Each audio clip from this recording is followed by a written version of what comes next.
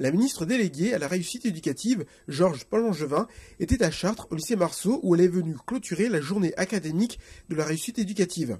Comment améliorer les résultats des élèves en cycle 2, intégrer les sciences et technologies dans l'éducation prioritaire sont l'un des thèmes qu'ont abordés enseignants, responsables d'établissements scolaires et éducateurs. Cette journée aura permis de mettre en lumière, entre autres, l'inégalité de l'élève face à l'éducation scolaire, puis l'importance de rééquilibrer le budget au profit des zones prioritaires. Donc je pense qu'il faut que nous arrivions à ce que dans les établissements scolaires, on donne un maximum de chance à tous les enfants, et notamment aux enfants dont les parents n'ont pas les moyens d'utiliser des officines privées de soutien. C'est la raison pour laquelle je pense que l'école républicaine est justement une école qui est fondée sur l'égalité.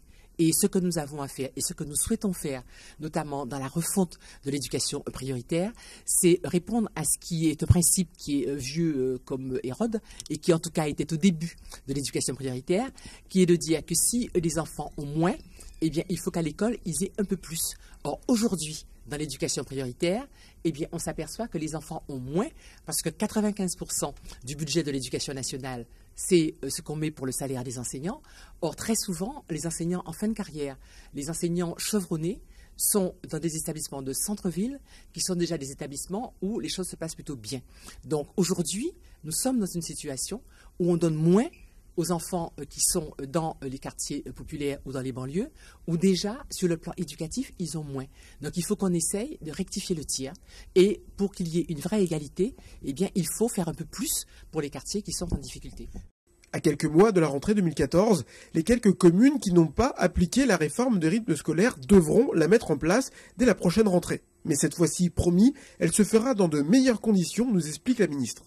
Alors, effectivement, comme l'année dernière, on a eu 4000 communes qui sont passées. On a bien vu, les communes ont bien vu les choses qui fonctionnaient bien, les choses qu'il fallait améliorer. Il y a un comité de suivi pour les rythmes éducatifs qui est mis en place et qui évalue ce qui se passe et évalue les difficultés rencontrées. Donc bien évidemment, les communes qui vont passer l'année prochaine, elles bénéficieront de ce qui s'est fait cette année et elles verront plus facilement, d'après les exemples des autres communes, comment elles doivent s'organiser pour que la réforme se passe dans de bonnes conditions. Mais je pense que souvent, je tire mon chapeau aux communes qui se sont lancées l'année dernière, qui sont souvent d'ailleurs des communes où existaient déjà des habitudes de travail en commun entre les collectivités et l'éducation nationale. Mais je pense que ces premières expériences ont permis de lever les préventions. On s'aperçoit que 80% de ceux qui ont changé les nouveaux rythmes, les rythmes éducatifs, finalement sont plutôt satisfaits de ce qu'ils ont fait. On a mis sur pied des ateliers pour les enfants et on s'aperçoit qu'ils sont fréquentés beaucoup plus que ce qui était prévu. Beaucoup d'inquiétudes ont été levées, ce qui nous permettra l'année prochaine de passer plus largement au nouveau rythme en évitant toutes les polémiques un peu sans fondement auxquelles nous avons dû faire face cette année. Cette journée aura permis de recueillir toutes les idées de la base de l'éducation nationale qui permettront peut-être de faire évoluer les projets pour permettre la réussite éducative de tous les élèves.